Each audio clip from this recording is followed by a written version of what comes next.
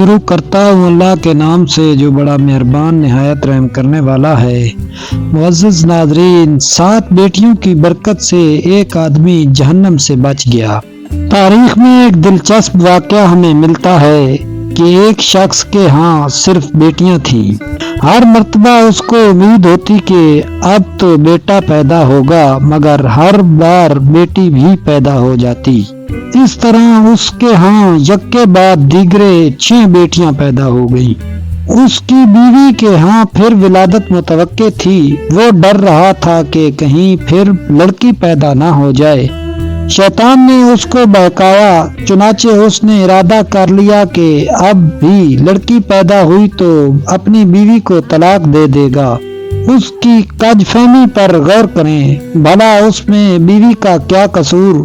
رات کو سویا تو اس نے عجیب و غریب خواب دیکھا۔ اس نے دیکھا کہ قیامت برپا ہو گئی ہے۔ اس کے گناہ بہت زیادہ ہیں جن کے سبب اس پر جہنم واجب ہو چکی ہے، لہذا فرشتوں نے اس کو پکڑا اور جہنم کی طرف لے گئے۔ پہلے دروازے پر گئے تو دیکھا کہ اس کی ایک بیٹی وہاں کھڑی تھی جس نے اسے جہنم میں جانے سے روک دیا۔ فرشتے اسے لے کر دوسرے دروازے پر گئے، وہاں اس کی دوسری بیٹی کھڑی تھی جو اس کے لیے آڑ بن گئی۔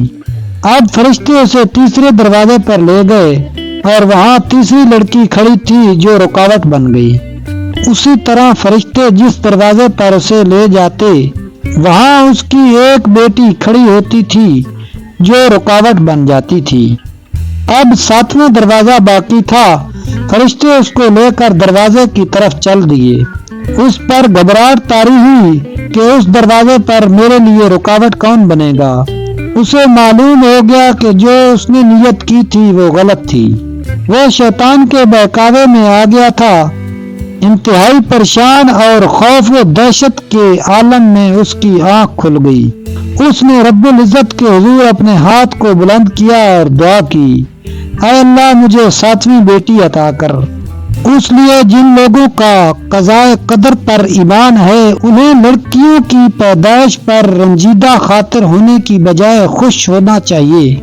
ایمان کی کمزوری کے سبب جن بد عقیدہ لوگوں کا یہ تصور بن چکا ہے کہ لڑکیوں کی پیدائش کا سبب ان کی بیویاں ہیں، یہ سراسر غلط ہے۔ اس میں بیویوں کا یا خود ان کا کوئی عمل دخل نہیں، بلکہ میاں بیوی تو صرف ایک ذریعہ ہیں۔ پیدا کرنے والی ہستی تو صرف اور صرف اللہ وحدہ لا شریک کی ہے۔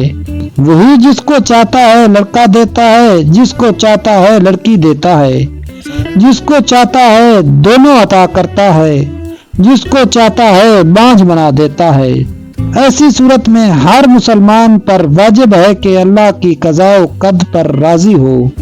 اللہ تعالیٰ نے سورۃ شورى میں ارشاد فرمایا ہے، للہ ملک السماوات والارض یخلق من یشاء یہب لمن یشاء اناثا ویہب لمن یشاء الذکور او یزوجہم ذکرانا واناثا ویہب لمن یشاء عقیما انہ علیم قدیر۔ ترجمہ: آسمانوں کی اور زمین کی سلطنت اللہ ہی کے لیے ہے۔ وہ جو چاہتا ہے پیدا کرتا ہے، جس کو چاہتا ہے بیٹیاں دیتا ہے اور جسے چاہتا ہے بیٹے دیتا ہے، یا پھر لڑکے اور لڑکیاں ملا کر دے دیتا ہے، اور جسے چاہتا ہے بانجھ کر دیتا ہے۔ وہ بڑے علم والا اور کامل قدرت والا ہے۔ معزز ناظرین، ویڈیو اچھی لگے تو ویڈیو کو لائک اور چینل کو سبسکرائب کر دیں۔ ملتے ہیں نیکسٹ ویڈیو میں، تب تک کے لیے اللہ حافظ۔